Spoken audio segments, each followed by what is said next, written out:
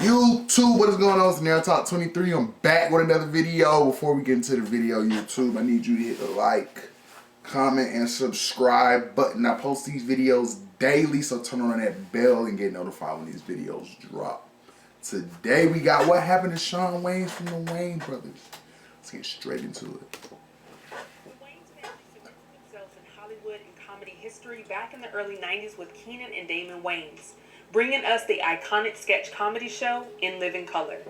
Then Shawn and Marlon Wayans carried that torch into feature films in the late 90s and 2000s, paving the way for their nieces, nephews, and other family members. The oldest Wayans, Keenen, decided to set his sights on behind-the-scenes aspect of the industry, while Damon and Marlon have had several film and television appearances. Shawn's contributions to film and television with his brothers have been an integral part of the Wayans legacy, which is why Shawn Wayans will always remain unforgotten. Shawn Mathis Wayans was born on January 19, 1971 in New York City, New York, the ninth of 10 siblings and the son of Elvira and Howell Wayans. Wayans grew up in the Fulton Houses housing projects in Manhattan, where he attended the Bayard Rustin High School for the Humanities and graduated in 1989. Shawn said that growing up he knew his brother had made it when Eddie Murphy came by the house one day.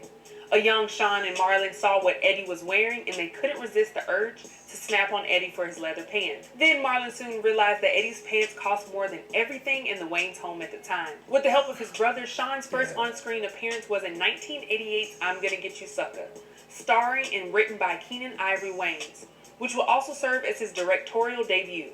Shawn had a small part, playing a pedestrian. Shawn started doing stand-up comedy at 17 years old and admits that while in high school, he followed the wrong crowd. The antics he usually found himself in would cause him to not graduate on time. For a period of time, he considered dropping out, but he credits his brother Keenen for talking him out of his plan. In 2012 on the Champs podcast, Wayne said his brother told him if he doesn't finish high school, he won't finish anything. Everybody know about him playing in that scary movie shit. How he was acting, bro. Shortly after graduating high school, he joined his older siblings on the Fox sketch comedy series In Living Color. I was a teenager. Keenen was telling me that he was working on something and might have something for me. Shawn worked as a production assistant on the show's pilot episode at the age of 19, then would go on to provide the music as an in-house DJ by the stage name SW1 for the first 2 seasons after the original DJ was let go. He quickly became a member of the show's writing program and a featured performer, working alongside relatives Dwayne, Keenen, Damon, Marlon, and his sister Kim. One of his most memorable contributions to the show included a sketch where he impersonated the character J.J. Evans of Good Times. Then in a 2019 episode of the podcast Drink Champs, Shawn's youngest brother Marlon had this to say about Shawn's role as DJ SW1 on In Living Color. I'm gonna tell you something back in the day. Shawn was like Milli Vanilli of DJing. He was lip-syncing DJ moves. But now my brother Shawn is a DJ. Shawn stayed on the show from 1990 to 1993, when his older brother Keenen quit the show due to his protest of Fox after they began to air repeats of the show without Keenen's permission. Shawn was contractually obligated to stay, along with his sister Kim. Shawn and other cast members showed their displeasure with the situation by wearing black shades my mind and not everywhere, participating bro. in Jamie Foxx's. I ain't know they had a sister though. I thought it was just straight brothers. I ain't know, and I ain't know they was boycotting Fox back then. Christmas numbers at the first episode following Keenen's departure. While Marlon was filming Above the Rim, Shawn wrote the first draft of Don't Be a Menace. Marlon later added to the script, and the two showed their completed draft to Keenen, who then made them write over 30 drafts of the script. Shawn revealed that once the screenplay was done, it was tough finding a studio to buy it. No one wanted to take a chance on the offensive comedy, but they eventually landed on Island Pictures. In an interview with Neil Brennan and Mosh Cashier in 2012, Shawn also said the director messed the film up, as it did not come out the way they wanted. Shawn did go on to mention that the director Paris Barclay is known for directing primetime dramas and has even won 2 Emmys for his work. In the same interview, Marlon added that he's a good dramatic director, but needs to stay away from comedy. In 1996, Don't Be a Menace to South Central While Drinking Your Juice in the Hood was finally released. The film was a spoof of popular black coming-of-age hood movies made popular in the 90s, opening in the number 2 spot at the box office during its initial release. The same year, he made a guest appearance on Robert Townsend's sitcom, The Parenthood, and voiced the character of Toof on Waynehead, an animated series created by his brother Damon, based on his life as a kid. The series ran on Kids WB from 1996 to 1997 with a total of 13 episodes. Shawn and Marlon hated their own sitcom for its first 2 seasons. We had these producers that, look, we created the show. We knew what we wanted to do. We had our voices down. We weren't that experienced, but we knew what we wanted to do. And we needed to find someone who was going to be a partner and help us shape what we were trying to do and not have us do what they wanted us to do. And that was the battle. Shawn, fact.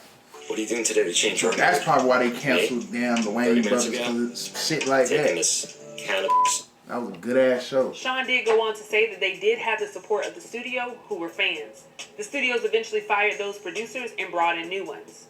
But unfortunately, the producers weren't the only early problems the show would face. The studio knew that the Wayans brothers were funny, but the material they had to work with was weak. Shawn explained one instance where he stopped rehearsing and brought the writers into the writer's room to rewrite an entire show. According to Hip Hop DX, Wayans revealed that the show almost found a home on NBC, instead of the WB where it would eventually air. The reason why NBC didn't go through with the pilot was because they didn't want to cast John Witherspoon. They wanted to go with Danny Glover. We didn't care. We was like, that's our pops. That's it.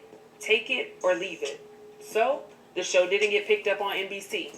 But they dangled that carrot in front of us. The Wayans brothers would go on to last 5 seasons, consisting of 101 episodes. It was one of the first sitcoms that helped launch the WB network.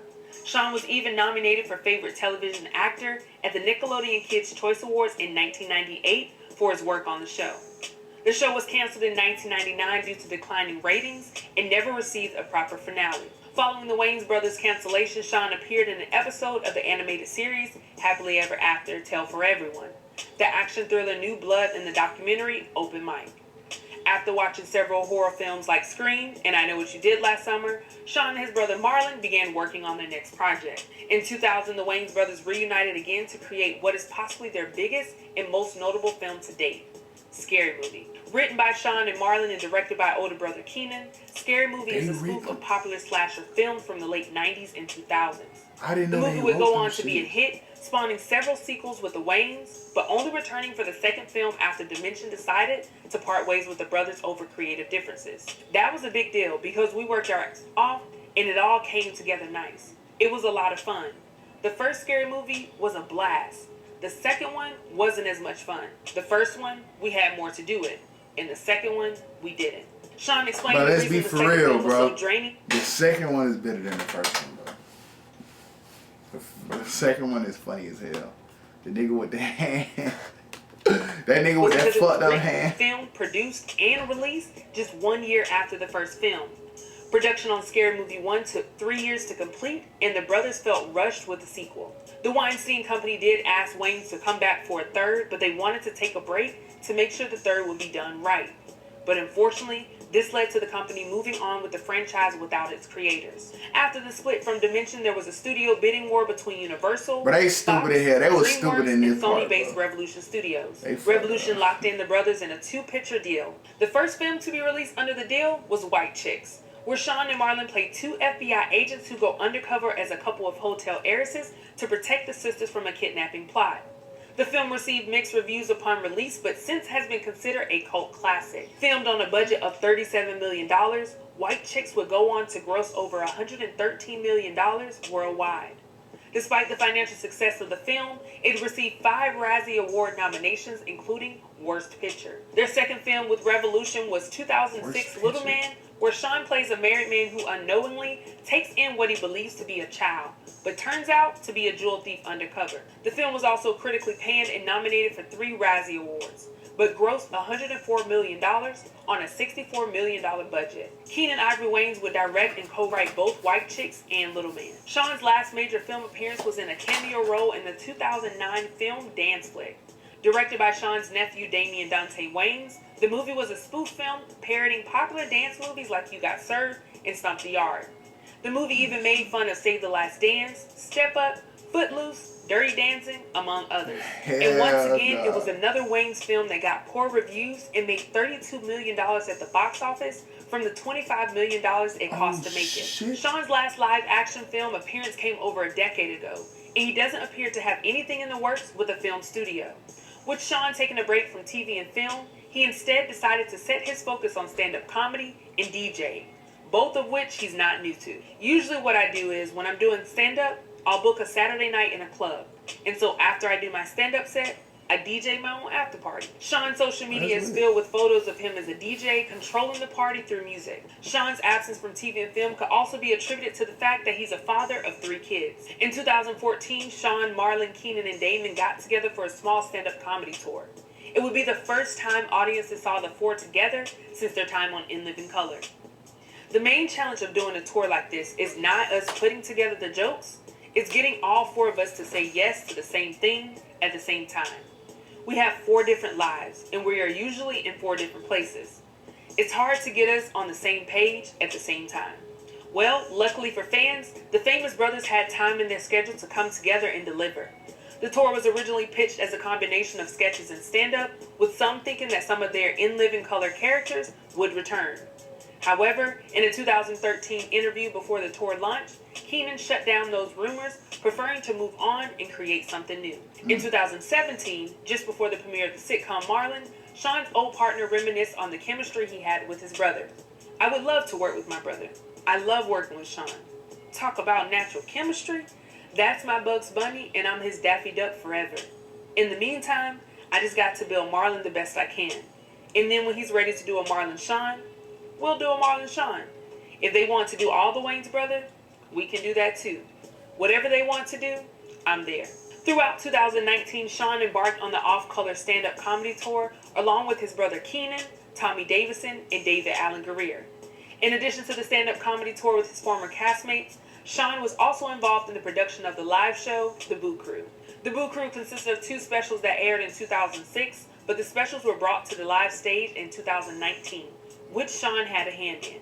Beginning in 2021, Shawn announced a stand-up comedy tour that he would cover states like Texas, Oklahoma, Florida, Illinois, New York, and California. Hopefully, all these stand-up tour dates will lead to his own comedy special in the near future.